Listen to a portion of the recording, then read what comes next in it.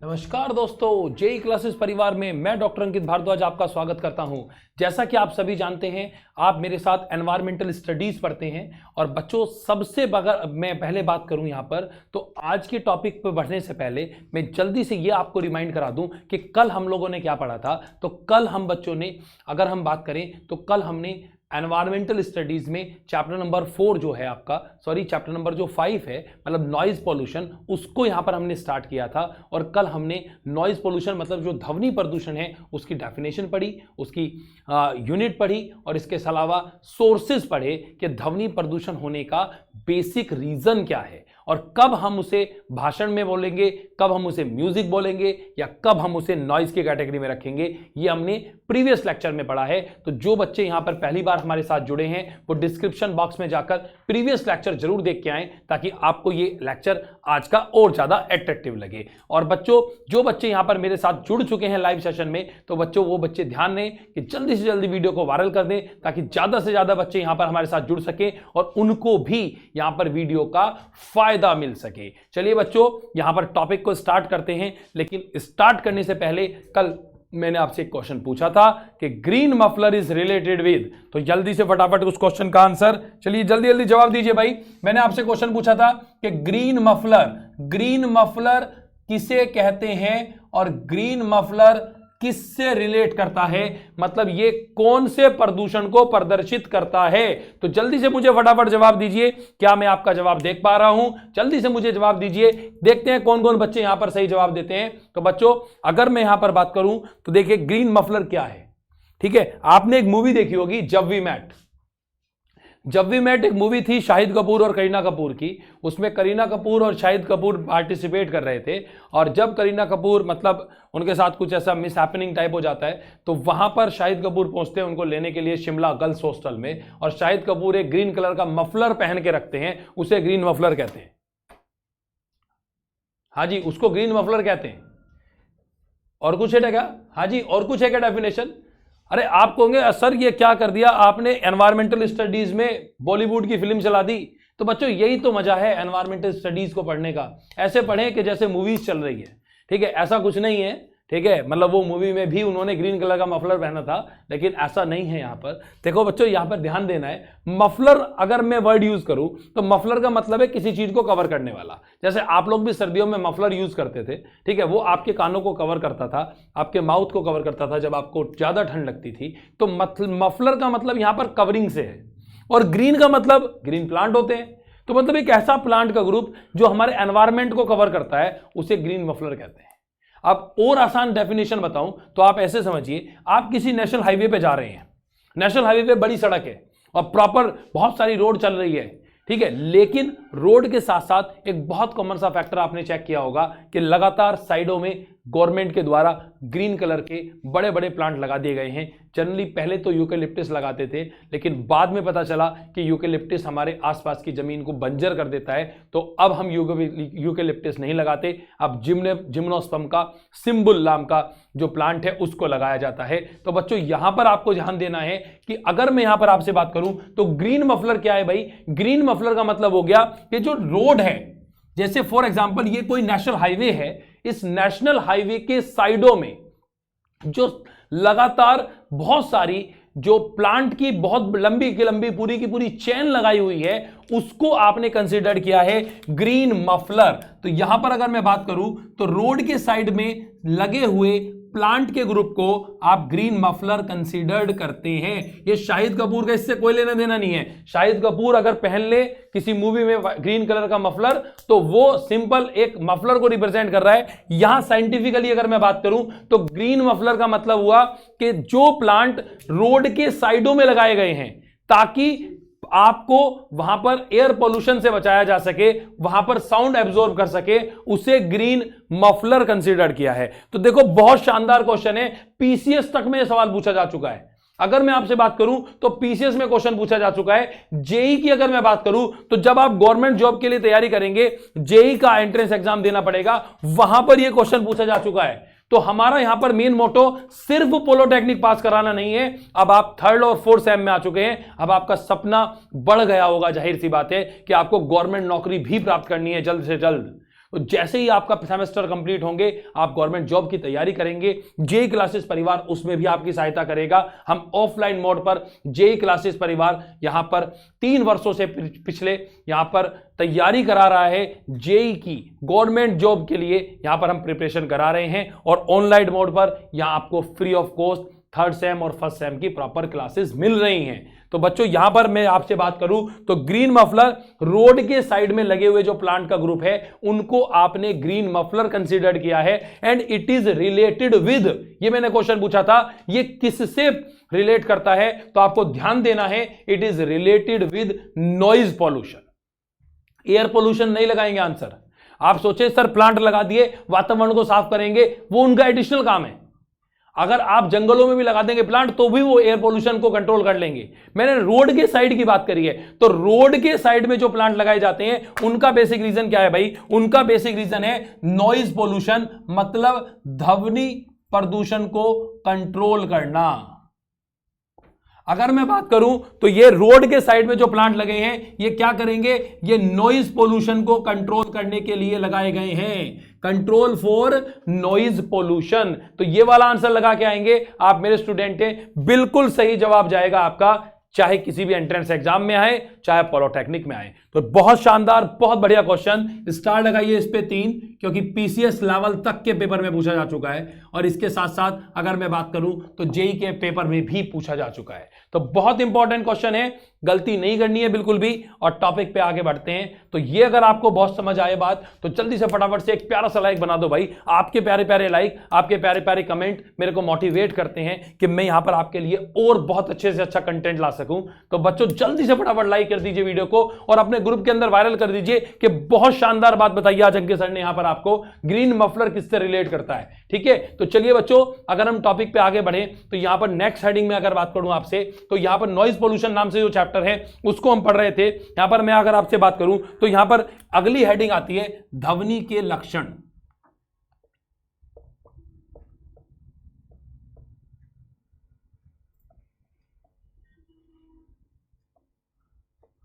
ध्वनि के लक्षण क्या है? मतलब कैरेक्टरिस्टिक फीचर, मतलब आपसे पूछ रहा है कैरेक्टरिस्टिक फीचर्स के ध्वनि जो है, जो नॉइज है, जो एयर है, मतलब जो साउंड है, उसके किस किस कैटेगरी में आपने यहां पर डिफाइन किया है। तो मैं यहां 2 वर्ड आपके लिए यूज करूंगा। एक आपने बोला आवृत्ति, फर्स्ट वन इज आवृत्ति, मतलब आप आवृत्ति से नापेंगे। और इसके अलावा नंबर 2 जो है उसे आपने बोला भाई आयाम।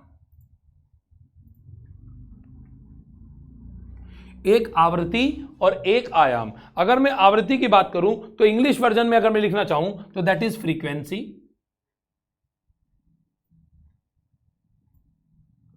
एंड अगर मैं आयाम की बात करूं तो एम्पलीट्यूड।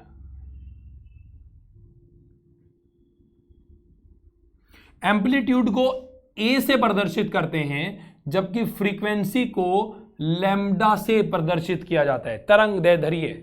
ठीक है, अगर मैं यहां पे बात करूं तो लैम्डा से यहां पर रिप्रेजेंट करते हैं, तो ये आपको ध्यान देना है। लेकिन यहां पर अगर मैं साउंड के रिगार्डिंग बात करूं तो यहां पर जो है उसको आप एन से रिप्रेजेंट करेंगे भाई, है ना। यहां पर अगर मैं बात करूं, क्योंकि यहां फिजिक्स मैथमेटिक्स नहीं चल रहा है, तो यहां पर अगर मैं बायोलॉजिकली बात करूं तो मैं लैम्डा रिप्रेजेंट नहीं करूंगा। लैम्डा भी ठीक है वैसे, तरंग दैर्ध्य को बोलते हैं, लेकिन आपको यहां पर फ्रीक्वेंसी के लिए एन लिखा मिलेगा बेसिकली। ठीक है, और अगर मैं यहां पे बात करूं तो जो आवृत्ति है उसको आप हर्ट्ज में नापते हैं, हर्ट्ज HZ लिखा मिलेगा आपको। ठीक है, आवृत्ति को नापने की जो इकाई है उसे हर्ट्ज कहा जाता है। जबकि अगर मैं आयाम की बात करूं, एम्पलीट्यूड की बात करूं, तो यहां पर आपको ध्यान रखना है कि किसी भी दिशा में जो मैक्सिमम सरल लोलक का जो मूवमेंट हो रहा है उसे उसकी आवृत्ति कंसीडर करते हैं। वो हम अगर वेव पे चले जाएंगे फिजिक्स में तो वहां पर ज़्यादा आसानी से समझ आएगा। तो वो बच्चों, आप लोगों ने फिजिक्स मेरे से ज़्यादा बेटर पढ़ा है, तो वहां पर आपने देखा होगा कि एक सरल लोलक है वो इस तरीके से घूम रहा है, तो जो मैक्सिमम वो एरिया को कवर कर रहा है उस मैक्सिमम एरिया को आपने कंसीडर किया है यहां पर आयाम, इसे एम्पलीट्यूड कहते हैं, ए से प्रदर्शित किया जाता है। ये बातें मैंने आपको दोनों बताई हैं। तो ध्वनि के लक्षण अगर आपको समझ आए तो जरा फटाफट से मुझे बताइए। अगर मैं यहां पर बात करूं कि तो नेक्स्ट हेडिंग आती है ध्वनि की प्रबलता। नेक्स्ट वन इज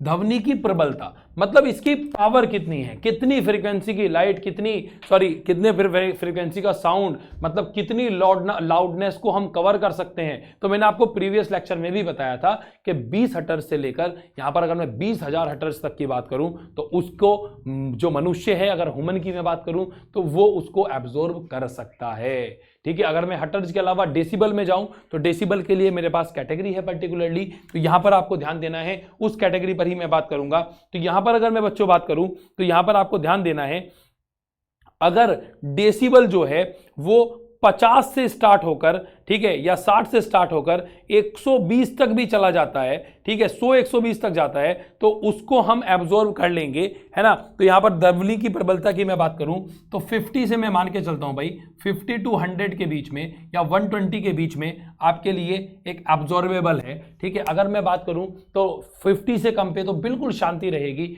100 तक थोड़ा सा चिड़चिड़ापन आपको आना शुरू हो जाएगा, लेकिन फिर भी हमारे जो ईयर्स हैं वो ईयर जो हैं वो इस साउंड को एब्जॉर्ब कर लेंगे। लेकिन इससे ऊपर की फ्रीक्वेंसी अगर जाएगी, अगर इससे ज्यादा डेसिबल एनर्जी यहां पर प्रोड्यूस हुई तो वो साउंड प्रोड्यूक्शन में यहां पर साउंड नहीं, नॉइज के फैक्टर में कंसीडर्ड की जाएगी, उसे मनुष्य की कान सुन नहीं सकते। और देखो एक बहुत शानदार बढ़िया सा सवाल और बताता हूं आज आपको कि जी आपसे पूछे आपके शरीर का, मनुष्य के शरीर की सबसे छोटी बोन का नाम बताइए, सबसे छोटी बोन कौन सी होती है हमारी। जरा फटाफट से कमेंट करिए, जो बच्चे यहां पर मेरे साथ लाइव जुड़े हुए हैं जरा फटाफट से कमेंट कीजिए कि आप जानते हैं कि मनुष्य के शरीर की सबसे छोटी बोन मतलब सबसे छोटी हड्डी का नाम क्या है और ये कहां पाई जाती है। देखिए मैं यहाँ टॉपिक से ही रिलेट करूंगा, आउट ऑफ द सिलेबस नहीं जाऊंगा। आप ये मत सोचे कि सर ने बोन बढ़ा दिया, लेकिन मैं यहाँ पर टॉपिक से ही रिलेट करूंगा। तो जल्दी जल्दी मुझे फटाफट कमेंट करके बताइए कि क्या आप जानते हैं कि सबसे छोटी बोन कौन सी होती है और कहां पाई जाती है। तो मैं अगर बच्चों आपको बताऊं तो आपको ध्यान देना है कि सबसे छोटी जो बोन है वो हमारी ईयर के अंदर पाई जाती है, हमारे कानों के अंदर पाई जाती है। और ये कान वाला पार्ट नहीं है, ये कान का बाह्य करैक्टर है, मतलब ये बाह्य संरचना है कान की। अगर इसे हम बात करें, इसे ईयर पिन्ना बोलते हैं, इसका काम नहीं है कान का सुनने का। ठीक है, आपको ये बात ध्यान देनी है। तो हमारे कान के अंदर जो सबसे छोटी बोन है उस सबसे छोटी बोन का नाम है स्टेपिस। स्मॉलेस्ट बोन कंसीडर्ड की जाती है वो ह्यूमन बीइंग की। Stapes is the smallest bone in human being. और एक बात और मैं बता दूं आपको कि ह्यूमन के अंदर अगर मैं बात करूं, मनुष्य का जो कान है उसका मेन काम सुनना नहीं है। अब आप कहें सर ये एक नया फैक्टर लगा दिया आपने, एक नई बात बता दी, ऐसा तो हमने कहीं नहीं पढ़ा था। कान का काम सुनना होता है, जब से पढ़ते आ रहे हैं तब से अब तक यही पढ़ते हैं। बच्चों कान का काम सुनना नहीं है, इसका मेन काम बैलेंसिंग करना है। जो हमारे कान के अंदर ईयर ड्रम होते हैं वो हमें बैलेंस करते हैं, हमारी बॉडी को बैलेंस करके रखने का काम इनका है, ये इसका एडिशनल काम है। अगर मैं हियरिंग की बात करूं, सुनने की बात करूं, तो कानों का एक्स्ट्रा काम है सुनना। ठीक है, बेसिक काम क्या है? बेसिक काम यहां पर बैलेंसिंग ऑफ द बॉडी, हमारी बॉडी को बैलेंस करने का मुख्य काम है ईयर का। देखो बहुत इंपॉर्टेंट बात बताई है। तो अगर यह बात आपको नहीं पता थी तो जल्दी से मुझे फटाफट कमेंट करके बताओ कि सर नहीं पता थी, अब पता चली है, अब आया है मजा। तो जैसे जैसे हम चैप्टर पे आगे बढ़ते जा रहे हैं, क्योंकि आप लोगों के बहुत प्यारे प्यारे कमेंट मुझे मिलते हैं, तो उन कमेंट से मोटिवेट होकर मैं आपके लिए ज्यादा से ज्यादा शानदार कंटेंट यहां पर जो कंटेंट है वो लेके आ रहा हूं, ताकि आपके सारे डाउट सोल्व हो। सिर्फ पोलर टेक्निक नहीं, जेईई के जो एंट्रेंस एग्जाम है वहां पर भी आपसे सवाल पूछे जाए तो आपका कोई क्वेश्चन ना रुके। एनवायरमेंटल साइंस वहां पर बहुत इंपॉर्टेंट रोल प्ले करेगा। ठीक है बच्चों, तो यहां पर मैंने बात की आपके साथ ध्वनि की प्रबलता पे, तो 50 से 100 के बीच में होगा भाई तो एब्जॉर्ब कर लेंगे, मतलब यहां पर 100-120 तक भी होगा तो झेल जाएंगे, लेकिन उससे ऊपर की वैल्यू जाएगी तो फिर वहां पर दिक्कत देगी। तो यहां पर आपको ध्यान देना है। इसके बाद अगर मैं बात करूं बच्चों तो अगली हेडिंग आती है शोर से प्रभाव, है ना, कि शोर के प्रभाव, फैक्टर, शोर के प्रभाव मतलब इफेक्ट ऑफ नॉइज।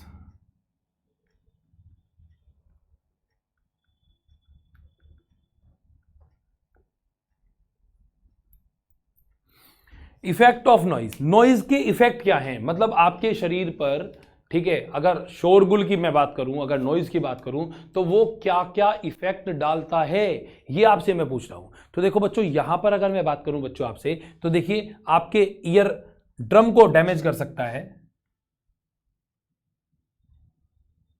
कान का पर्दा,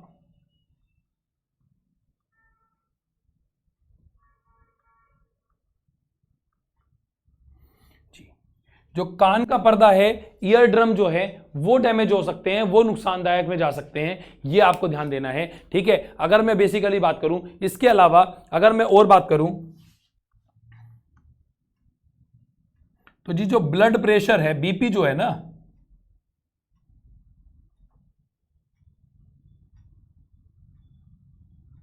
ब्लड प्रेशर बढ़ा देता है, इंक्रीज का साइन लगा देता हूं जी, चिड़चिड़ापन ला देता है आपके शरीर में, चिड़चिड़ापन,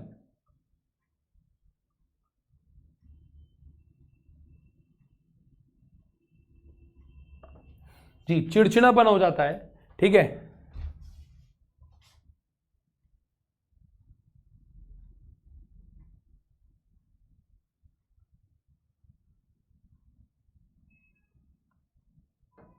हृदय पर प्रभाव पड़ता है, मतलब आपके हार्ट को भी डिस्टर्ब कर सकता है। अगर कोई मनुष्य बहुत ज़्यादा तेज डीजे साउंड के सामने रहेगा तो उसके हार्ट पर भी बहुत ज़्यादा साइड इफेक्ट पड़ेंगे, कई बार तो हार्ट अटैक भी हो जाता है। तो बच्चों ध्यान देना है आपको कि अगर आपके घर में कोई बुजुर्ग है तो उन्हें कभी इतनी ज़्यादा तेज साउंड के सामने ना लाएं। अगर आपके घर के बाहर से या आपके घर के आसपास कहीं डीजे वगैरह बहुत तेज साउंड में बज रहा है तो कोशिश करें कि उस साउंड को कम करवाया जाए, और अगर ऐसा पॉसिबल नहीं है तो प्लीज़ अपने जो ओल्ड पर्सन है, जो हमारे दादाजी, नाना जी, नानी जी, मतलब एक्स्ट्रा में अगर मैं बात करूं हमारे जो एल्डर्स हैं, तो उन सब का बहुत ज़्यादा ध्यान रखने का मतलब है आपका यहाँ पर, क्योंकि उनके हार्ट पर भी इसका साइड इफेक्ट आ सकता है और उनके ईयर ड्रम भी यहाँ पर कमज़ोर हो सकते हैं, क्योंकि वो ओल्ड एज पर्सन है, उनकी सेल्स पहले ही वीक हो गई हैं। तो बच्चों यहाँ पर अगर मैं बात करूँ तो मैंने आपसे कहा कि कान का पर्दा यहाँ पर खराब हो सकता है, इसके अलावा हाई ब्लड प्रेशर यहाँ पर इंक्रीज हो सकता है, इसके अलावा अगर मैं बात करूँ तो हृदय रोग वगैरह हो सकता है। ठीक है, इसके अलावा चिड़चिड़ापन आपको आ जाता है। ठीक है, इसके अलावा अगर हम और बात करें तो मतलब कंसंट्रेशन यहाँ पर टूट जाती है आपकी। ठीक है, और अगर मैं यहाँ पर बात करूँ, ठीक है, तो क्या है जी नंबर नेक्स्ट, मैं यहाँ लिख देता हूँ भाई, थोड़ा मेरे पास स्पेस है। नंबर 4 अगर मैं बात करूँ तो हमारी कंसंट्रेशन जो है, मतलब एकाग्रता, वो डिक्रीज होती है। रोड पर एक्सीडेंट हो सकते हैं, एक्सीडेंट भी हो जाते हैं कई बार ज्यादा साउंड की वजह से।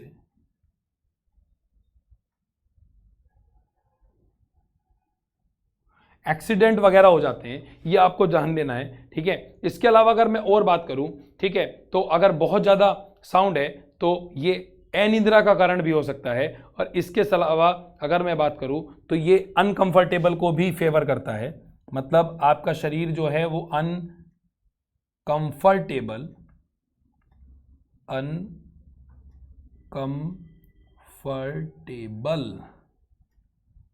डिक्रीज करेगा,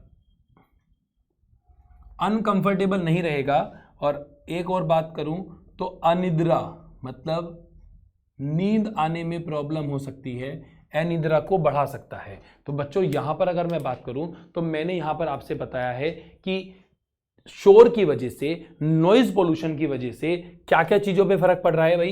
यहां मैंने 7 बातें बताई आपको। ईयर ड्रम, कान का पर्दा खराब हो सकता है, ब्लड प्रेशर बढ़ सकता है, ब्लड प्रेशर बढ़ सकता है, शरीर में चिड़चिड़ापन, बहुत ज्यादा क्रोध आना, एग्रेसिवनेस आना, ये सारे फैक्टर्स हो सकते हैं। इसके साथ साथ आपके हार्ट पर भी प्रभाव पड़ सकता है, हार्ट फेलियर भी हो जाता है। ठीक है, अगर मैं यहाँ पे बात करूं तो हमारी कंसंट्रेशन, जो एकाग्रता है, वो यहाँ पर डिस्टर्ब होती है, मन चंचल सा रहता है, अजीब अजीब सा रहता है, कुछ भी कहीं पर भी मन नहीं लगता। ठीक है। अगर मैं और बात करूं तो रोड पर कई बार बहुत ज्यादा शोर होने की वजह से हम साउंड को नहीं सुन पाते हैं, तो इसकी वजह से एक्सीडेंट भी हो जाता है। अगर मैं यहां पर बात करूं बच्चों तो इसके अलावा जो कंफर्टेबल जोन है हमारे शरीर का, जो मतलब आरामदायक स्थिति है, उस पर डिस्ट्रीजन मतलब यहां पर अगर हम बात करें तो वो थोड़ा सा यहां पर डिक्रीज करता है। इसके अलावा अगर मैं बात करूं नेक्स्ट तो अनिद्रा, नींद आने में दिक्कत हो जाती है, आपको नींद नहीं आती प्रॉपर्ली। तो देखो मैंने यहां पर आपसे क्या क्या बातें की, तो यहां पर मैंने आपसे बताया कि नॉइज पोल्यूशन का मनुष्य के ऊपर, हमारे ऊपर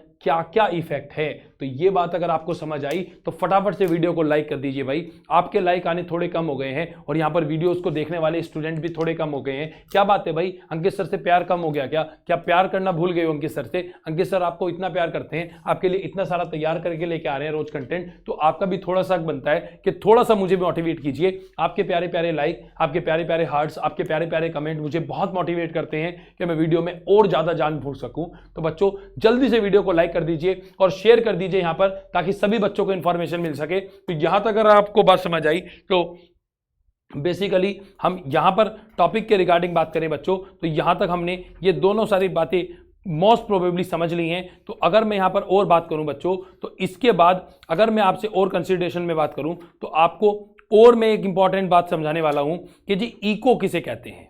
लेकिन इको को समझने से पहले यहां पर अगर मैं बात करूं तो इफेक्ट ऑफ नॉइज की अगर मैं बात करूं तो यहां पर आपसे पूछ सकता है कि इफेक्ट ऑफ नॉइज, जो यहां पर शोर के जो प्रभाव हैं, ये किस किस चीज़ों के ऊपर डिफेक्ट डालेंगे। तो देखिए अगर आपस में हम नॉर्मली बात करते हैं और कोई एक पर्सन ऐसा है जो शोर वाले एरिया में रहता है, तो वो नॉर्मल वे में भी काफ़ी तेज तेज बात करेगा, क्योंकि उसको आदत पड़ जाएगी इस तरीके की आवाज़ में सुनने की, और उसको धीरे से अगर हम कुछ बोलेंगे तो वो धीरे से भी नहीं समझ पाएगा। ये सारे इफेक्ट भी यहाँ पर कंसिडर आते हैं। इसके अलावा अगर मैं और बात करूँ बच्चों, तो यहाँ पर ये भी पूछ सकता है कि मनोवैज्ञानिक या शारीरिक प्रभाव भी आते हैं, या फिर जैसे उसकी वो थोड़ा सा हमेशा एग्रेसिव रहेगा, हमेशा चिड़चिड़ापन उसके अंदर रहेगा, या मनोवैज्ञानिक अगर हम फैक्टर की बात करें तो यहाँ पर वो हमेशा से डिस्टर्ब कंडीशन में रहेगा। तो ये सारे फैक्टर हमारे शरीर को बहुत ज़्यादा नुकसान पहुंचाते हैं।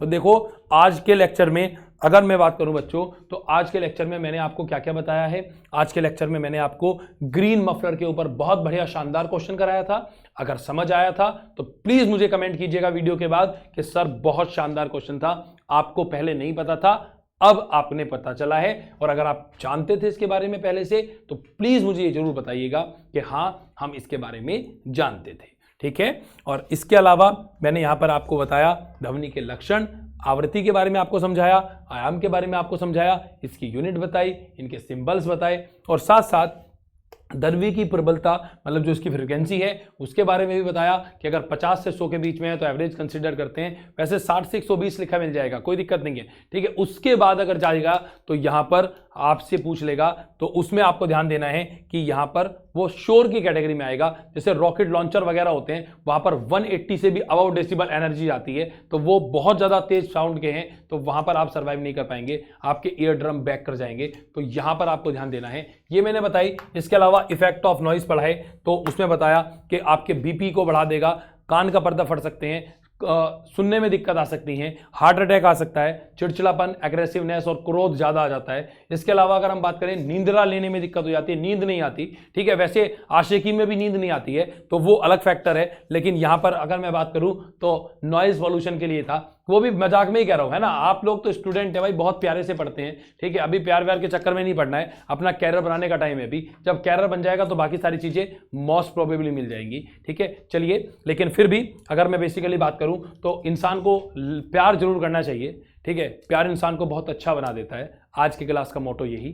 तो अगर मैं यहाँ पर आपसे बात करूं तो यहाँ आज हमने ये बेसिक चैप्टर्स का बेसिक सारी बातें पढ़ ली हैं। कल इसी चैप्टर पर आगे जाएंगे और इस चैप्टर से रिलेटेड और इन्फॉर्मेशन आपके साथ शेयर आउट करेंगे। तो बच्चों आज की क्लास को यही विराम करते हैं, कल दोबारा से मुलाकात होगी ध्वनि प्रदूषण के और जो चैप्टर की थोड़ी सी थ्योरी बची है और जो यहाँ पर और पढ़ा है उसके रिगार्डिंग यहाँ पे बात करूंगा, और इसके साथ साथ एक या दो शानदार बढ़िया क्वेश्चन आपके साथ ज्वाइन करूंगा जो आपके जेई के लिए भी इंपॉर्टेंट होगा और आपके पॉलिटेक्निक एग्जाम में भी आएगा।